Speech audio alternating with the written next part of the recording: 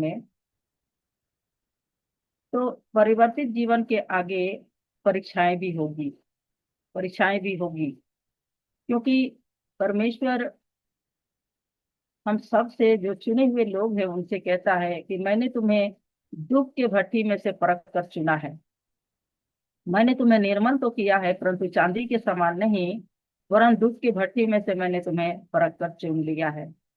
तो इन बातों में भी हमें जाना है, क्योंकि कष्ट, मुसीबत, परेशानी, ये सब हमारे लिए एक परीक्षा होती है, और इनके द्वारा हम लोग और परमेश्वर के निकट रहते हैं। अगर ऐसी तकलीफें ना होंगी तो हम लोग प्रार्थना का जीवन को नहीं अपना पाएंगे, और एक दूसरे के संगति में हम लोग रह नहीं पाएंगे। और इसलिए प्रभु आज हमें वचन देकर इन बातों को प्रकट करता है कि जब हम लोग का जीवन परिवर्तन हो जाता है, हम लोग प्रार्थना के जीवन में आगे बढ़ने लगते हैं, तो परीक्षाएं, छोटी छोटी परीक्षाएं होती है, और ये परीक्षाएं हमें और परमेश्वर के निकट ले जाती है, निकट ले जाती है। और इसलिए प्रभु यहाँ पर कहता है, इब्रानी में 4 का 16 पद में लिखा है कि इसलिए आओ, अनुग्रह के उस सिंहासन तले हम हियाव बांध करके चले, ताकि आवश्यकता और जरूरत के समय जो हमारी आवश्यकता है, हमें सहायता मिले। तो हमारी सहायता करने वाला परमेश्वर ही है। तो परमेश्वर का वचन हमारे जीवन को परिवर्तन करता है। तो जब जब हम लोग उसके निकट जाते हैं, हम लोग और आत्मा के अंदर हम लोग प्रवेश करते हैं, आत्मा के अंदर प्रवेश करते हैं। और आत्मा के अंदर जब हम लोग और निकट जाते रहते हैं, आत्मा के अंदर हम लोग प्रवेश करते रहते हैं, तो अंश अंश करके परमेश्वर हमारे जीवन को बिल्कुल बदलता रहता है, बदलता है। और इसी को बाइबल बताती है कि जब तुम्हारा हृदय प्रभु की ओर फिरेगा, तब तुम उसके तेजस्वी रूप में अंश अंश करके बदलते जाओगे। तो जिस तरह एक बालक थोड़े थोड़े करके बढ़ता है, बढ़ते जाता है, बढ़ते जाता है, वो घटते नहीं जाता, वो बढ़ते जाता है। उसी तरह हमारा आत्मिक जीवन, जो प्रभु में हम लोग जन्म ले लेते हैं, तो हमारा आत्मिक जीवन बढ़ने लगता है।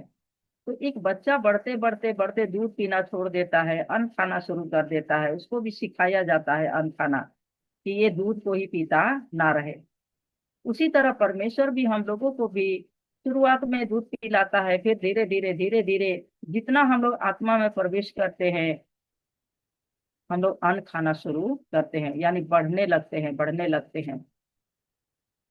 तो हमारा परिवर्तित जीवन ऐसा होना है, और परीक्षाएं होगी। पहला पत्रस 4 अध्याय 12 पद। पहला पत्रस 4 अध्याय 12 पद। इसमें लिखा है, कोई पढ़ देंगे?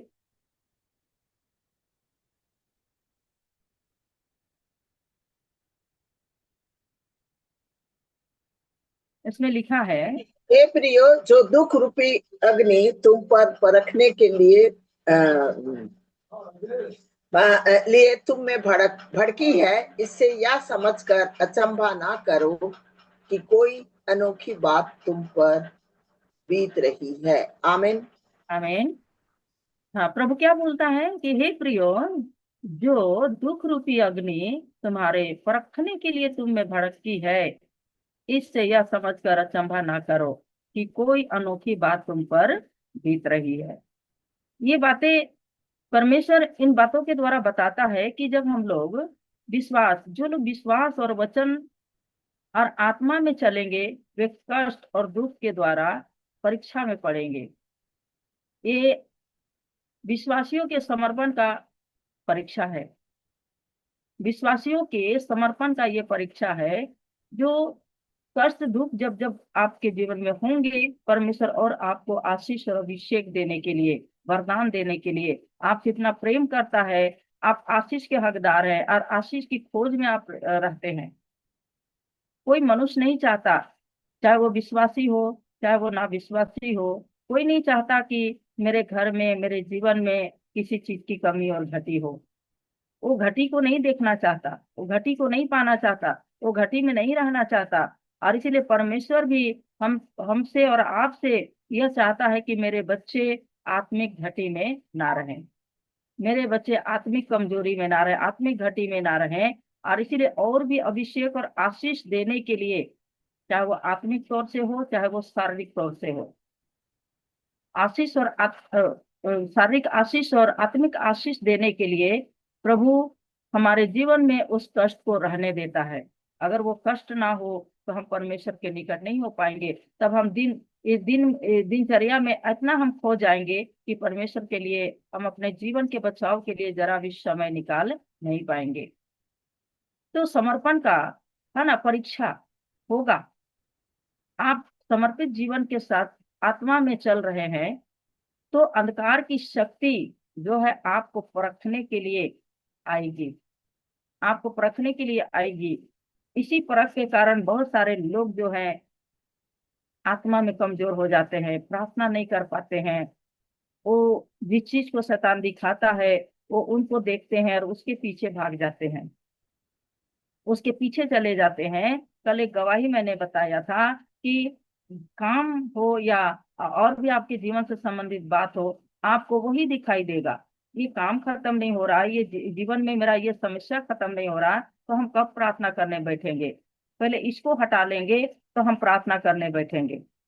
प्रभु परमेश्वर आज वचन के द्वारा हमारे आत्मिक जीवन को प्रकट करता है कि किस तरह हमें प्रभु के संग चलना है। याकूब 1 अध्याय और उसका 12 पद, याकूब 1 अध्याय और उसका 12 पद। इस अधार्मिकता संसार में, इस अधार्मिक संसार में जहां शैतान का नियंत्रण है, याकूब 1 का 12 कोई पढ़ेंगे? ओके। धन्य है वह मनुष्य जो परीक्षा में स्थिर रहता है, क्योंकि वह खरा निकलकर जीवन का मुकुट पाएगा, जिसकी प्रतिज्ञा प्रभु ने अपने प्रेम करने वालों से की है। आमीन, आमीन। हालेलुया। धन्य है वह मनुष्य जो परीक्षा में क्या रहता है? स्थिर, स्थिर रहता है, क्योंकि वह खरा निकलकर जीवन का वो मुकुट पाएगा जिसकी प्रतिज्ञा प्रभु ने अपने प्रेम करने वालों से की है।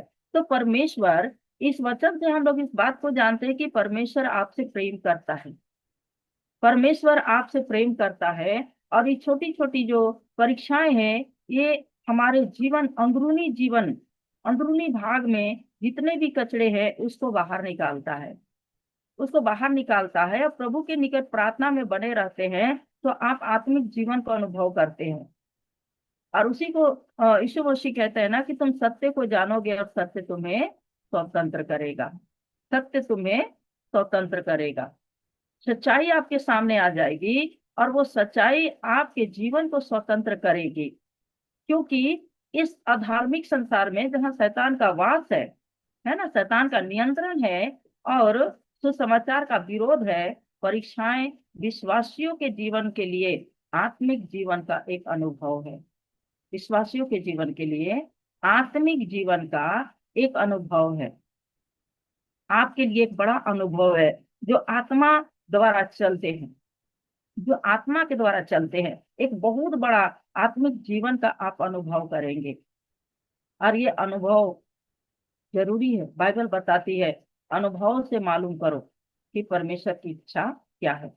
तो जब तक हम अपने आप में अनुभव नहीं करेंगे हम परमेश्वर की इच्छा को नहीं समझ पाएंगे। परमेश्वर की इच्छा यह है कि मेरे बच्चे मुझसे दूर ना जाए। हम माँ बाप यही सोचते हैं ना कि मेरे बच्चे हमसे दूर ना जाए।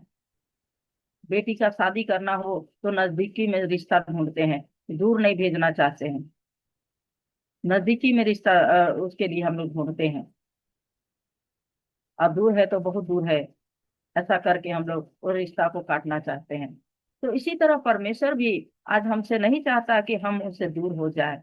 और इसलिए कष्ट, परीक्षाएं, ये कष्ट परीक्षा है आपके लिए जिसके द्वारा आप परमेश्वर के निकट विनती को आते हैं।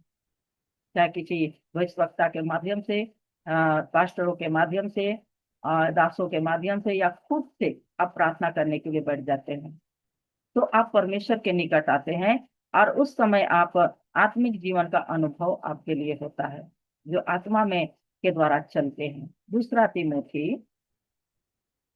दूसरा तिमोथियुस 3 अध्याय उसका भी 12 पद।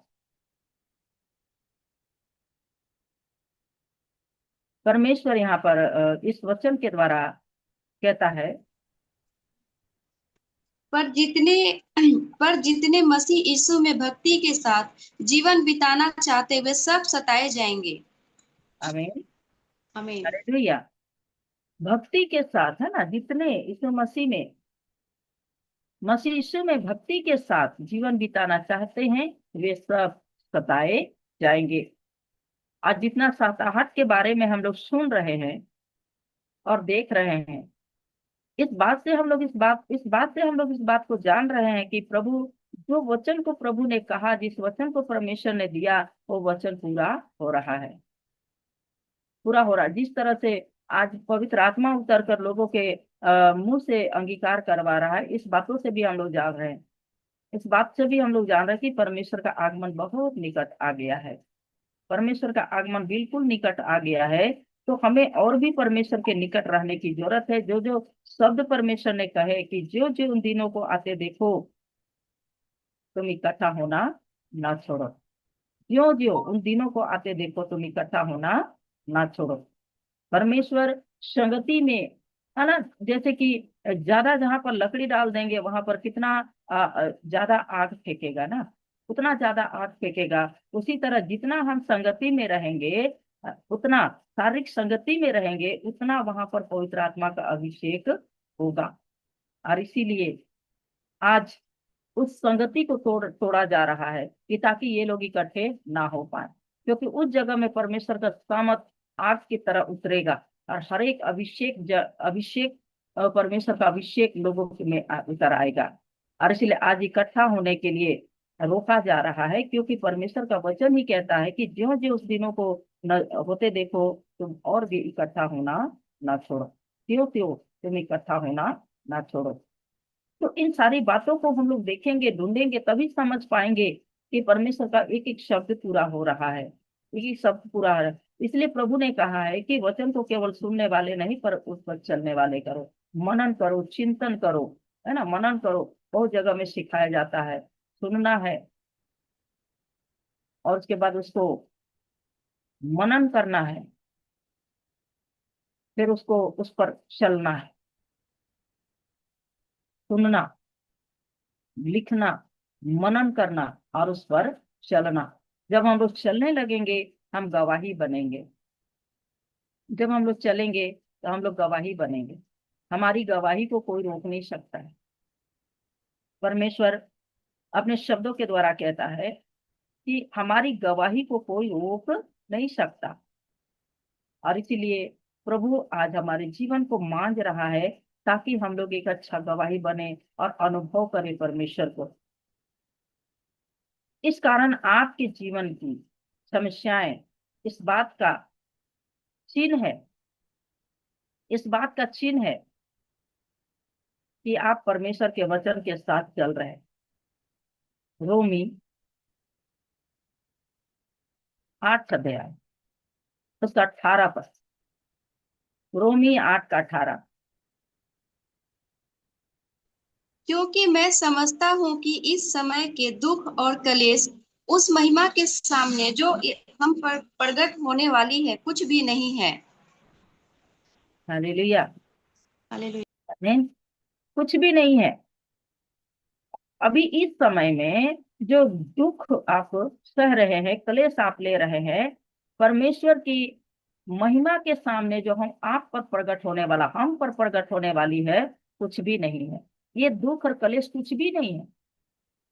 ये जो दुख और कलेश अभी जो हमारे शरीर में होकर, हमारे पारिवारिक में होकर, हमारे आर्थिक में होकर, हमारे जीविका में होकर के जो हमें कष्ट दे रही है, ये उस समय जब महिमा प्रकट होगी ये कुछ भी नहीं है। यानी कि परमेश्वर का आत्मा में जब आप चलना शुरू करेंगे, ये सब को रौंदते और कुचलते हुए चले जाएंगे आप।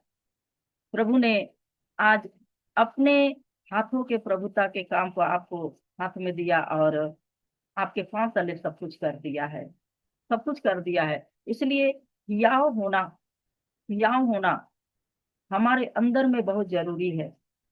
और सत्य को जब हम लोग जानेंगे, तो स्वतंत्रता को जब प्राप्त करेंगे, परिवर्तित जीवन के आगे जो परीक्षाएं आएंगी, वो आपको परमेश्वर के आशीष को रोकने के लिए, परमेश्वर से दूरी बनाने के लिए। तो वचन की गहराई में अगर आप प्रवेश नहीं करेंगे, आत्मा के अंदर आप प्रवेश नहीं करेंगे, तो इन सारी बातों से आपको लगेगा कि आप उल्टा सोचने लगेंगे कि ये क्यों हो रहा मेरे साथ। हमने तो विश्वास किया, हमने तो प्रभु को ग्रहण किया, हमने तो दान दिया, हमने तो दशवान दिया, ये क्यों हो रहे मेरे साथ, क्यों हो रहे मेरे साथ। एक्चुअली प्रभु ने सबसे ज्यादा जोर दिया कि तुम अपने मन की रक्षा करो, मन की रक्षा करो, सबसे अधिक अपने मन की रक्षा करो। तो इस कारण आपके जीवन की समस्याएं है ना, समस्या इस बात का चिन्ह है कि आप परमेश्वर के वचन के अनुसार चल रहे हैं। पहला पतरस, पहला पतरस 1 अध्याय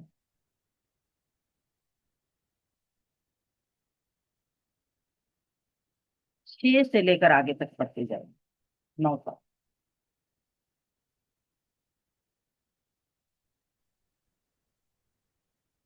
इस कारण तुम मगन होते हो, यद्यपि अवश्य है कि अभी कुछ दिन के लिए नाना प्रकार की परीक्षाओं के कारण दुख में हो, और यह इसलिए है कि तुम्हारा परखा हुआ विश्वास, जो आग से तय हुए नाशवान सोने से भी कहीं अधिक बहुमूल्य है, यीशु मसीह के प्रगट होने पर प्रशंसा और महिमा और आदर का कारण ठहरे। आगे, उससे तुम बिना देखे प्रेम रखते हो, और अब तो उस पर बिना देखे विश्वास भी करके ऐसे आनंदित और मगन होते हो जो वर्णन से बाहर और महिमा से भरा हुआ है, और अपने विश्वास का प्रतिफल अर्थात आत्माओं का उद्धार प्राप्त करते हो। आमीन। आमीन। सारी बातें किस चीज में जाकर के अटक जाता है? आत्मा का उद्धार, है ना, आत्मा का उद्धार। इस कारण तुम मगन होते हो, यद्यपि अवश्य है कि अभी कुछ दिन के लिए नाना प्रकार की परीक्षाओं के कारण दुख में हो, दुख में हो। तो कष्ट जब, मुसीबत जब आती है तो जरूर दुख लगता है, दुख लगता है। लेकिन जब परमेश्वर के निकट हम लोग जाते हैं तो ये सारे दुखों से हम लोगों को छुटकारा मिलता है। असंभव को संभव करने वाला परमेश्वर पर जब हम लोग विश्वास करते हैं तो हमारा वो विश्वास क्या है? बहुमूल्य है ना, नासवान सोने से भी कहीं अधिक बहुमूल्य है। जो हम जब प्रार्थना करते हैं तो यीशु मसीह हमारे जीवन में प्रकट होते हैं और हम लोग प्रसन्न हो जाते हैं और उसकी महिमा करने लगते हैं। हम लोग प्रसन्न हो जाते हैं और उसकी महिमा को हम लोग करने लगते हैं, गवाही देते हैं कि हमने ये प्रार्थना किया, आप प्रभु ने मेरे लिए एक काम किया, हमने इस प्रार्थना को लिया, आप परमेश्वर ने मेरे लिए एक काम को किया। तो हम लोग एक गवाही बन जाते हैं। तो वो विश्वास जो है वो नासमान नहीं है, वो नासमान नहीं है, वो बहुमूल्य है, जिसे परमेश्वर ने आपके हृदय में, आपके मन में डाला है। और इसीलिए प्रभु ने सबसे अधिक अपने मन की रक्षा की बातों को कहा कि सबसे अधिक अपने मन की रक्षा कर। 21 पद को, इसी का 21 पद को पढ़ेंगे। पहला पत्रस 1 का 21। उसके द्वारा तुम उस परमेश्वर पर विश्वास करते हो जिसने उसे मरे हुओं में से जिलाया, और महिमा दी कि तुम्हारा विश्वास और आशा परमेश्वर पर हो। आमीन। आमीन। उसके द्वारा तुम उस परमेश्वर पर विश्वास करते हो जिसने उसे मरे हुओं में से जिलाया। एक एक शब्द इतनी गहराई के साथ हमारे अंदर में जाना चाहिए। एक एक शब्द परमेश्वर का जो वचन है हमारे लिए बना है, हमारे लिए दिया गया है। और यहाँ लिखता है कि और महिमा दी कि तुम्हारा विश्वास और आशा परमेश्वर पर हो। तुम्हारी विश्वास और आशा किस पर हो? परमेश्वर पर हो। बहुत सारे मनुष्य आपके जीवन के इर्द गिर्द होते हैं, वो कई प्रकार की बातों को आपके सामने रखेंगे, लेकिन आपका विश्वास परमेश्वर के ऊपर होगा, कोई आपको डगमगा नहीं पाएगा, क्योंकि आपने उसके स्वाद को चखा है। और आगे भी परमेश्वर आपके जीवन में ऐसा ही काम करेगा। हम लोग देखेंगे पौलुस के समय के विश्वासी के बारे में, प्रेरितों के काम में आएंगे। प्रेरितों के काम में आएंगे। पौलुस के समय के विश्वासियों के बारे में हम लोग इस जगह में देखेंगे। प्रेरितों के काम 14 अध्याय में आएंगे हम लोग। उस समय के विश्वासियों के जीवन को हम लोग देखेंगे कि कैसे वो परमेश्वर के संग चल रहे थे, किस तरह से उनके मन को स्थिरता में रखा जा रहा था। प्रेरितों के काम 14 अध्याय।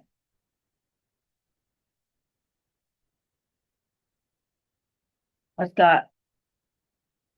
21 पद से पढ़ें।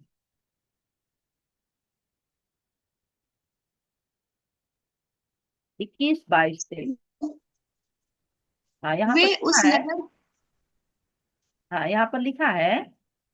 अतः 21 से 21, 22 से।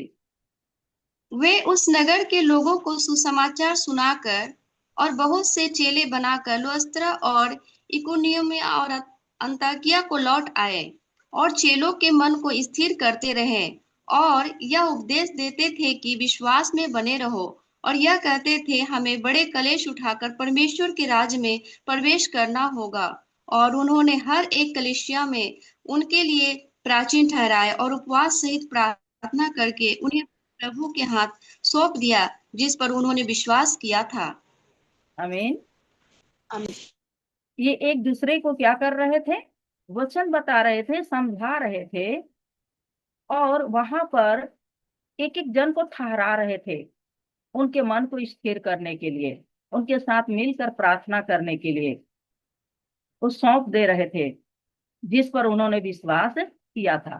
तो एक प्रेरित पौलुस के कलीसिया के समय में हम लोग उस विश्वासियों के बारे में देखते हैं कि वे लोग क्या कर रहे थे? परमेश्वर का काम कर रहे थे। वे लोग परमेश्वर का काम कर रहे थे। जब उधर से लौट करके जब वे लोग आए तो वहां पर संगति किए, और उन्होंने वहां के जो विश्वासी, जो मजबूत विश्वासी हैं, जिनको बहुत अच्छा प्रार्थना करना आ रहा था, वे वहां पर उनको ठहरा रहे थे कि तुम इनके साथ में संगति करो और इनके मन को स्थिरता में रखो और इन्हें प्रार्थना में बनाए रखो। तो उस समय हम लोग देखते हैं कि पौलुस के समय के विश्वासी क्या कर रहे थे? काम कर रहे थे, काम कर रहे थे। और एक वहां पर एक लीडर खड़ा होता था, एक लीडर खड़ा होता था अगुवाई करने के लिए और उनको लेकर चलने के लिए एक लीडर खड़ा होता था। तो इसी तरह से परमेश्वर आज हमारे साथ भी, हमारे लिए भी चाहता है हम भी इस तरह से काम को करेंगे ताकि हम लोग बहुत सारे आत्माओं का उद्धार को हम लोग पा सकेंगे। परमेश्वर हर विश्वासी के जीवन में, हर विश्वासी के जीवन में परमेश्वर अनुग्रह करता है, और इसीलिए वो कहता है कि हम इस मध्ययुद्ध में हैं, यानी हम प्रार्थना के द्वारा लड़ रहे हैं, और यह सब आता जाता रहेगा। परमेश्वर कहता है जब जब समस्या में पड़ो तो और भी अधिक प्रार्थना करो, समस्या में पड़ो तो प्रार्थना करो। तो अगर आप खुद प्रार्थना करेंगे तब जाकर के आप परख पाएंगे कि परमेश्वर मेरी भी प्रार्थना को सुनता है, मेरी भी प्रार्थना को सुनता है। अगर आप प्रार्थना केवल लेते रहेंगे और खुद से प्रार्थना नहीं करेंगे तो अनुभव नहीं कर पाएंगे। इसलिए आपको खुद से प्रार्थना करना है ताकि परमेश्वर आपको भी अनुभव दे। तब आप जानेंगे हाँ, मेरी प्रार्थना को भी परमेश्वर सुनता है।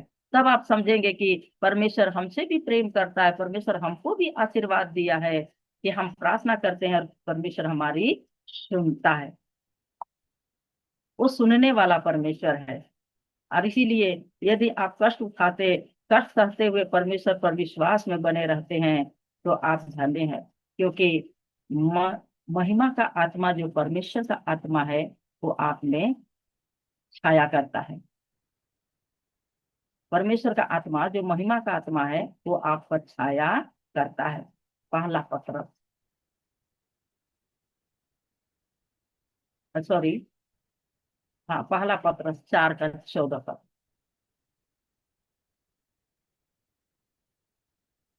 फिर यदि मसीह के नाम के लिए तुम्हारी निंदा की जाती है तो तुम धन्य हो, क्योंकि महिमा का आत्मा जो परमेश्वर का आत्मा है तुम पर छाया करता है। आमीन। आमीन। परमेश्वर का आत्मा जो महिमा का आत्मा है वो आप पर छाया करता है। इसका मतलब ये कि आप गवाही बनते हैं, आप गवाही बनते हैं, आप प्रार्थना करते हैं। परमेश्वर का आत्मा कौन सा आत्मा है? महिमा का आत्मा है ना। महिमा का आत्मा जो आप पर छाया करता है, यानी कि परमेश्वर आपसे महिमा लेना चाहता है। परमेश्वर आपसे महिमा लेना चाहता है। और आप जब प्रार्थना करते हैं परमेश्वर आपको उत्तर देता है, आप गवाही बनते हैं। और गवाही बनकर आप परमेश्वर की महिमा करते हैं। तो जब तक आपके जीवन में कोई गवाही ना हो, आप महिमा नहीं कर सकते हैं। तो महिमा, परमेश्वर का महिमा प्रकट होने के लिए आपको जब परीक्षाएं आती है तो आपको प्रार्थना करने की जरूरत है।